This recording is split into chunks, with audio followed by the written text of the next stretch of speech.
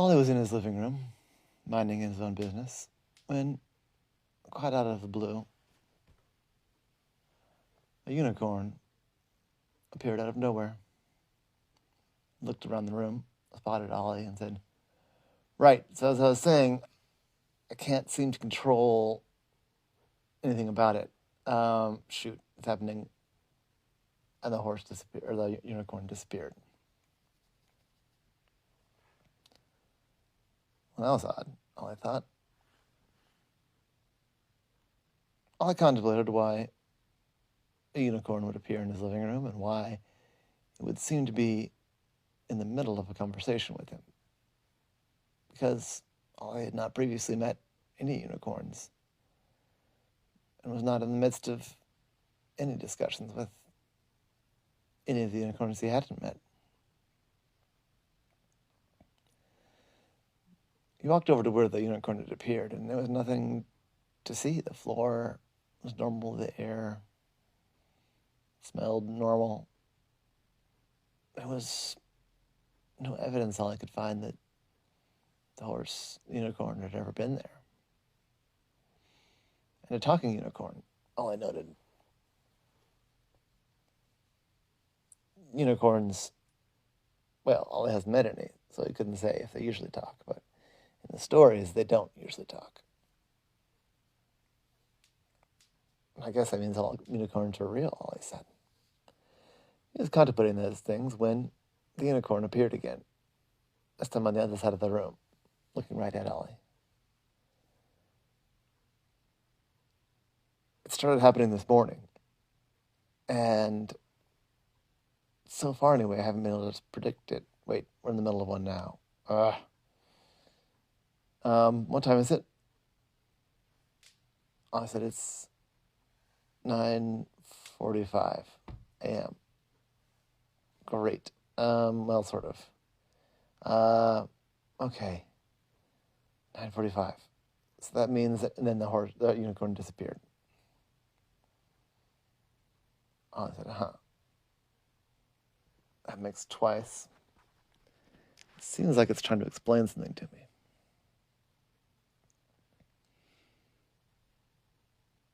Again, there's no trace of the unicorn. So Ollie realized he had no better choice but to kind of go about his day. He did go ahead and call Wally the Wizard, who didn't have any leads about a disappearing and reappearing unicorn. And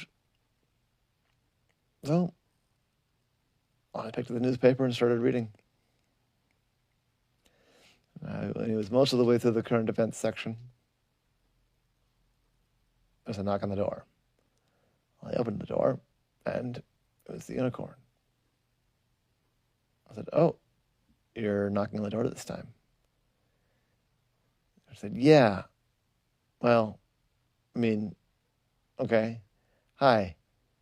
My name is Eustace the unicorn, and I've gotten myself into some sort of weird trouble that seems like might be in your area of expertise." I said, "All right. Well, what's going on?" "I seem to have come unstuck in time." I said, "Okay. Like, what do you mean?" "I'm popping around in time, quite out of my control." And just when I said that, the unicorn disappeared.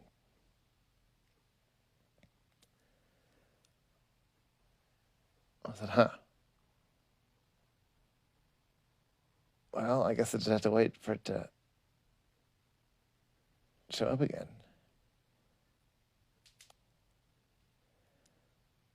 I started taking some notes. Eustace, a unicorn phenomenon started earlier today. Well, I thought, if this unicorn is unstuck in time, did this start happening today in a meaningful sense? Or how far back and forth was it popping?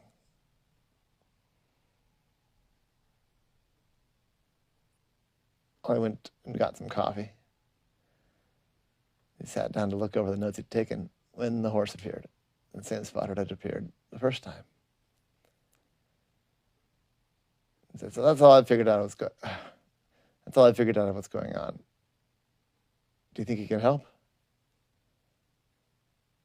I said, "I will certainly try."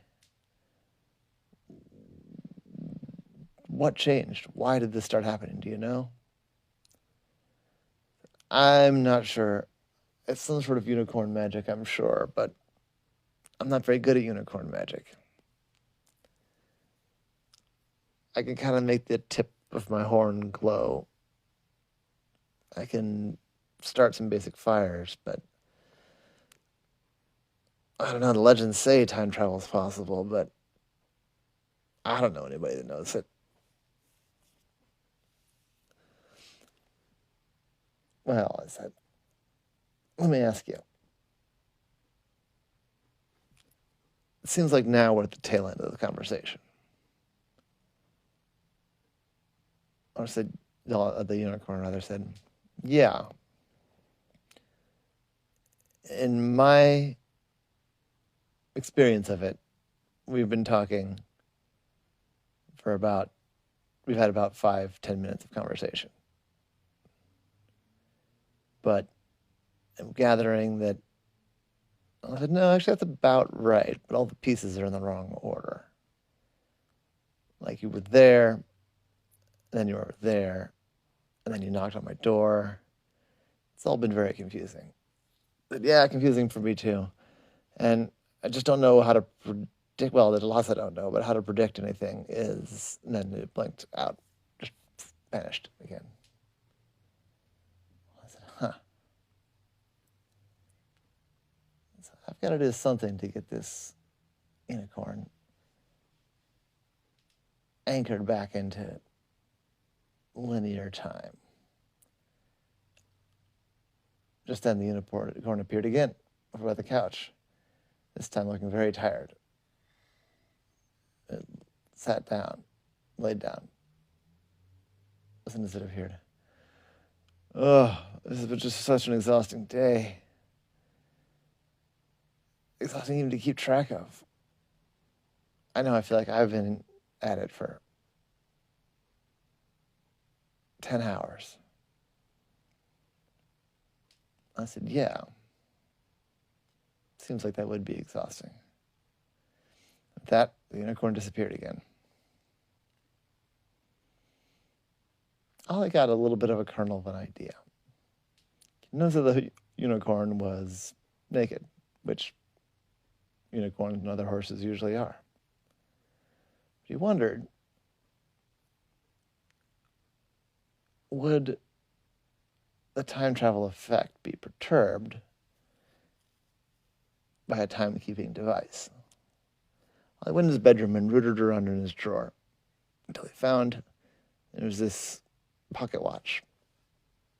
It wasn't particularly fancy or valuable.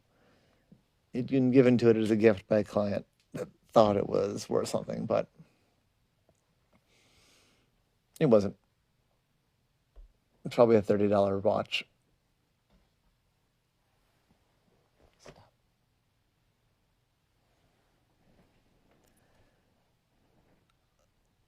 Ollie made some adjustments to the chain so that it made a loop about the size of a horse's neck, and so that Ollie could clasp it on in a hurry. Then he got out his book and read, waited for the unicorn to reappear. This time it stayed gone for probably 45 minutes. I'd just about given up when, poof, the unicorn appeared again. This time back on the other side of the room. And I really don't know what started it. Oh, shoot, what time is it now? I said it's like 9:50. We're still kind of at the beginning. But hold still. And I rushed over and he clasped the pocket watch around the unicorn's neck. Oh, what's that? It's a watch. It's just an idea I'm trying. You've been popping in and out of my apartment all day. Yeah, I meant to make one civilized visit, but things kind of gotten out of hand. I said, well, do you feel any different with the watch on? I said, well, it feels a little weird. I don't usually wear jewelry or clothing, but I don't know. I guess we'll find out in a few seconds.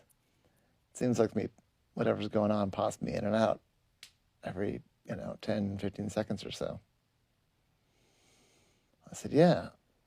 Well, so far so good. Yeah. What is this pocket watch? Is this some sort of magical pocket watch? I said, no, not that I know of. I think it's just a regular pocket watch. It's what I happen to have.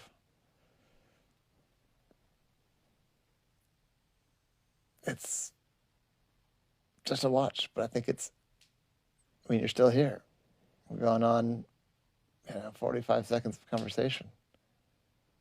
Yeah. Yeah. Okay. Maybe we cracked it.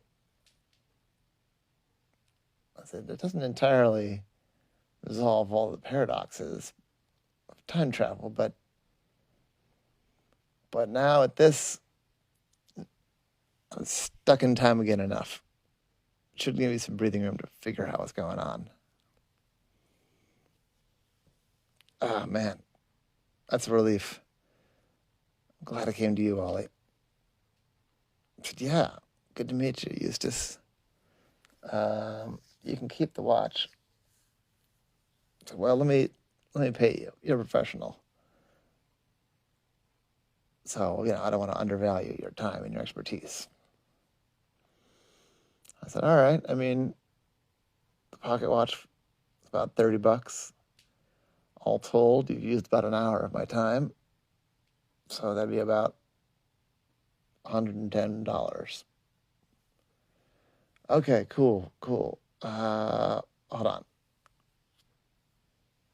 And he wiggled, the unicorn rather wiggled the muscles on its head, and the unicorn horn wiggled a little bit, and some cash came up out of the lion's mane, or the unicorn's mane, rather.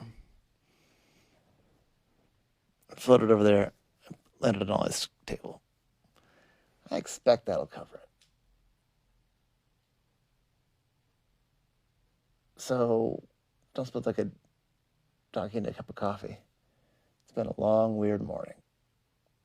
Well, I said, sure. Give me a second. I'll make you one up. How do you like it? Well, the way I really like it is iced with rainbow-colored foam and sprinkles, but just a little bit of cream would be great. And that was the story of Ollie and the unicorn unstuck in time.